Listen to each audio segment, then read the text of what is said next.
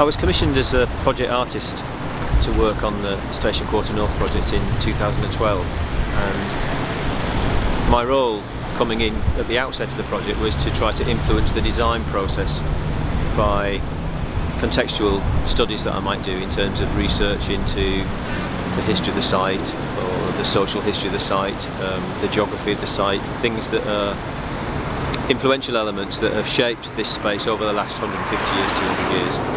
One of the most striking elements about it is, if you were looking behind me 150 years ago, you would have seen a very different scene. It would have been a sort of genteel marine retreat, as it was described, looking out over the River Test estuary, which came right up to the spot where I'm standing, the shoreline, historic shoreline. There would have been a series of villas set out, people walking along the promenade along the shore. The railway would be coming through the tunnel and racing along the shoreline, and it would be all extremely picturesque. The footprint of this whole site, between 1846 and 1940, it had hardly changed, and then almost overnight through 1940, bombing in World War II caused such extensive damage that the site became almost a brownfield site. There was so little left. And it's only from the 1960s onwards that the new build has brought Overline House, which is behind me here, the station built around 1966 and 1969, Wyndham Court, which is the same, Brutalist building, Grade 2 listed now, housing development alongside this trio of office buildings that form Nelson Gate. In terms of the key influencing factors, there'd been an ill-fated canal project which was begun in 1795 and only lasted till 1808, and the canal actually ran, the Southampton-Salisbury Canal ran along Bleckenden Terrace. What we think is the filled-in basin of the canal forms Bleckenden Terrace as we know it today. So the history of water in the site, about how water is informed and transport has informed this site, is absolutely critical. It's always had this sort of evidence of transportation, of movement of people, of pedestrian movement. When the railway came here in 1847, it was set out along the mudflats of the River Test estuary. At high tide, the water would have been up to our ankles by now.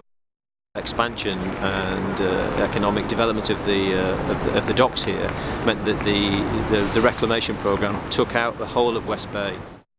All this contextual research that's been done has gone into the design process and the sort of long-term planning of the space. That's manifested itself in a number of things. One is use of materials. Throughout lots of the site we're using granite. We're using a multi-blend granite for lots of the paving areas. That has quite a sort of colourful appearance to it, and that's influenced a lot by the fact that the geology of this site is a river-based geology, if you like.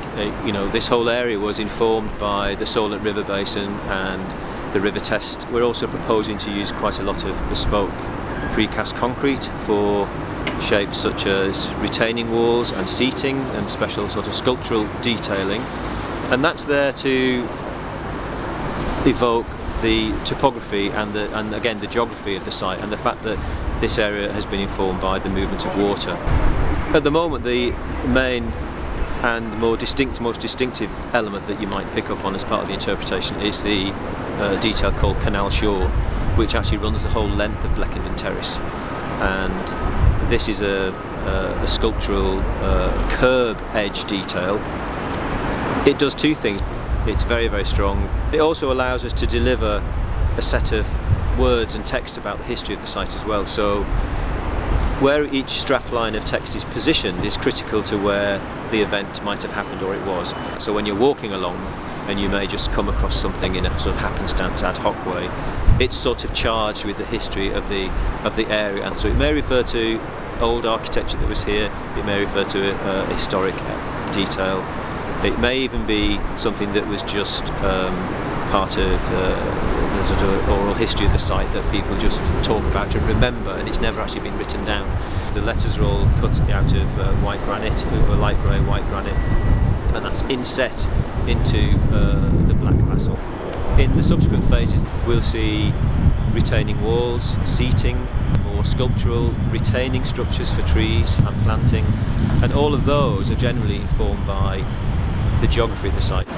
This site has no doubt changed enormously over the past 100, 150 years, but what is significant is that the historic evidences are still there, and they form the key part of my interpretation of the site.